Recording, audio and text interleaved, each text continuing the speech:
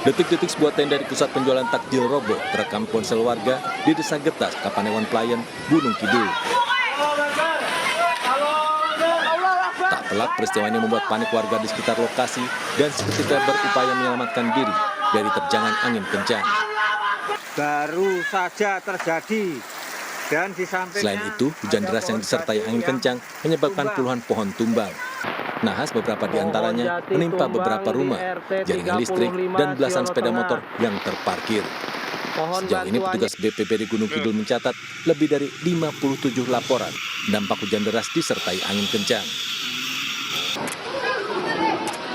Pihak BPBD Gunung Kidul meminta warga terdampak segera melapor jika membutuhkan bantuan. Dari Gunung Kidul, Yogyakarta, Kismaya Wibowo, iNews melaporkan.